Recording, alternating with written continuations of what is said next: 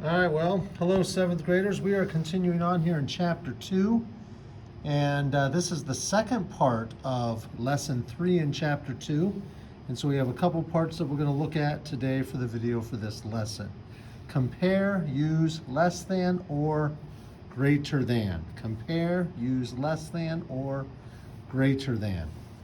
So we have -3 4/10, -4 45/100. I made a mistake there. We want this to be 3 45/100, or that would be entirely too easy.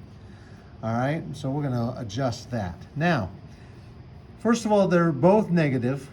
So really, remember the greater number is actually going to be the smaller digit. Now, 3 4/10, so if I convert that into a decimal, that's going to be -3.4, 3 4/10. That's something as a seventh grader we should understand. We should also understand that this just has one digit after the decimal. This has 2 digits after the decimal. And to truly be able to compare decimals, they both need to have the same amount of digits after the decimal. So to make this equivalent, but to get a second digit, I've got to add a 0. So to get that to be -3.40. All right? Now, -3.40, if it was positive numbers, would actually be less than 3.45 if they were positive. But since they're both negative, that's actually the bigger number. All right? Moving right along. -5 and 7/11, -5.6, and the 6 is just continue. So to turn this to a decimal, remember what I'm going to do. I'm going to actually do the division problem of 11 going into 7. Now I know that 11 can't go into 7, so I'm going to add a decimal 0, put the decimal straight up. 11 can go into 70. Okay. 6 times 11 is 66. 70 minus 66 is 4. I add a 0. I bring it down. 11 can go into 40 3 times. Now I already know that it's going to be -5 because it says so right there. But now I know that this 7/11 has become 0.63. I know I'm not done yet because I have 40. 3 times 11, 33. 40 minus 33, 7, and I could just keep going. But the fact that this 6 continues tells me that this is 5.6666, and the 6's just continue. That's why there's a line above it. That shows that it keeps on going. Well, this has a 6 in the hundredths place. This has a 3. That tells me that this, if it was positive, would be smaller than this one. But they're both negative, so we have to remember that. So the smaller number is actually the bigger number. There we go. -3 and 13/16, -3 and 11/14. Well, remember to be able to compare decimals, okay,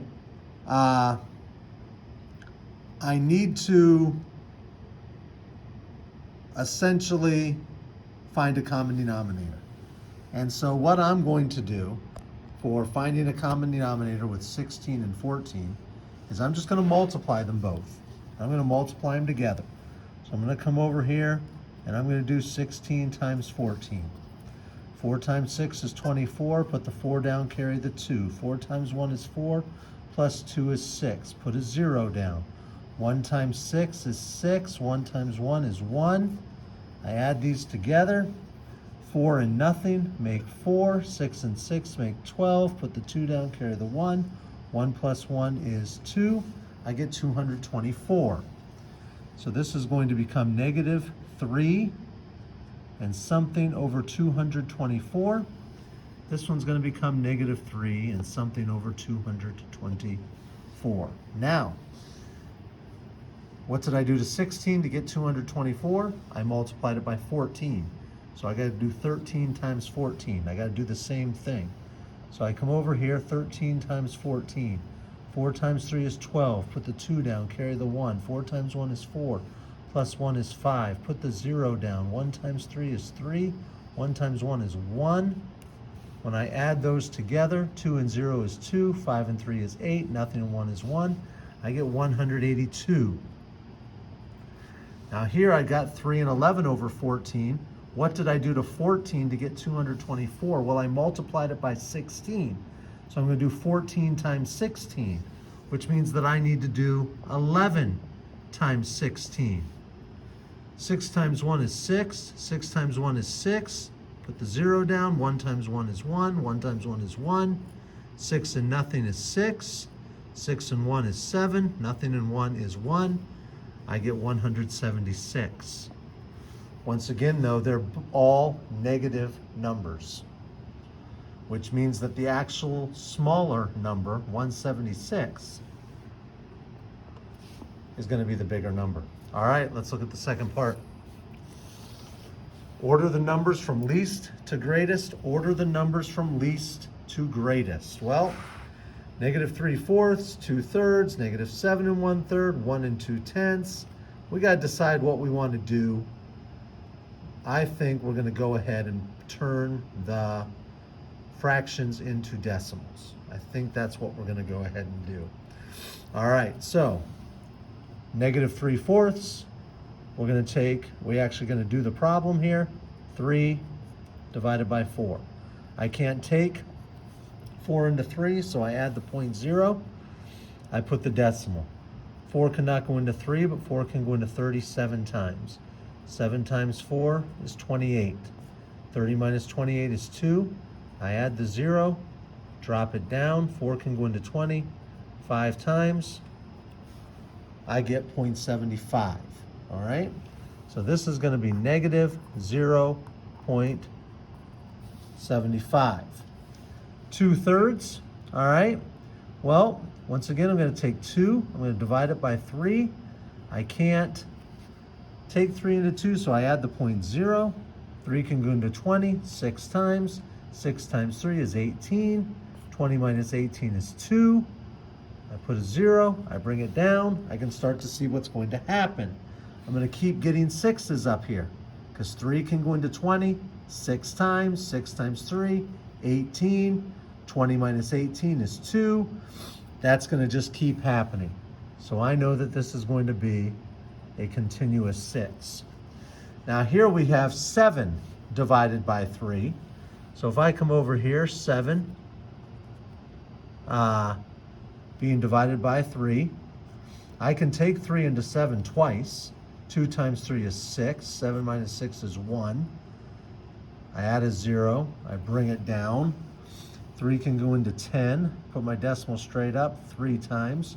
3 times 3 is 9. 10 minus 9 is 1. Drop the 0 down. Bring it down. I'm going to find a pattern. 3 can go into 10. 3 times. 3 times 3 is 9.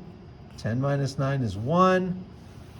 And that's just going to keep happening. I'm going to end up with 2.3, and that 3 is just going to keep on repeating. Well, now I need to get them in order from least to greatest. Now I know that this is a negative, okay? So I'm thinking, well, okay, so my negative ones are going to be smaller. My negative 2.3 is going to be smaller than negative 0.75 because the bigger the digit, the smaller. So I know first is going to be, we'll come up here, -7/3. I know then that that's going to be followed by the other negative, -0.75. I then know, okay, I've taken care of this one, I've taken care of this one. Well, if this is a continuous 0.6, that's going to be bigger than 0.5. So my next one is going to be 0.5, followed by the 2/3, and actually this -0.75 should be negative 3/4. And then the 2/3, and then that's going to be followed by 1.2. All right, let's look at the last one here. All right, negative 11/5, negative 2.4, 1.6, 15 over 10, negative 2.25. Once again, let's convert fractions into decimals. So here, I'm going to take 11, and I'm going to divide that by 5. I know that 5 will always end. 5 can go into 11 twice. 2 times 5 is 10. 11 minus 10 is 1. Add a decimal 0. Bring down the 0. Put my decimal straight up. 5 can go into 10 twice.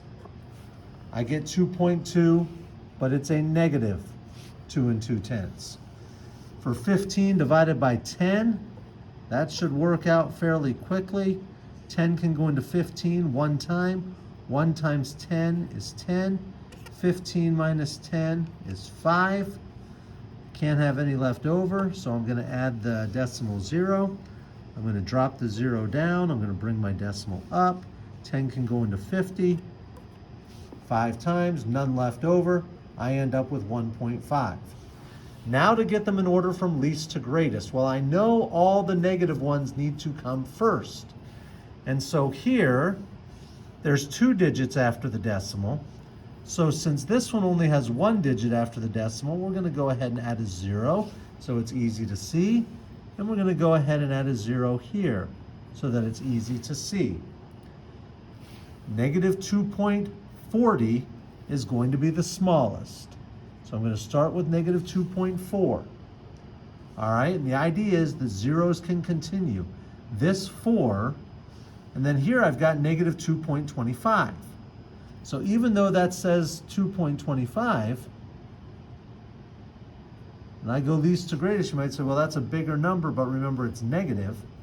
Negative 2.25, because if I envision a 0 there, this is actually 40, not 25. Negative 2.2, all right, because of the 2. And then I'm looking at what's left. Well, I've got 1.5, which is 15 over 10, or 1.6.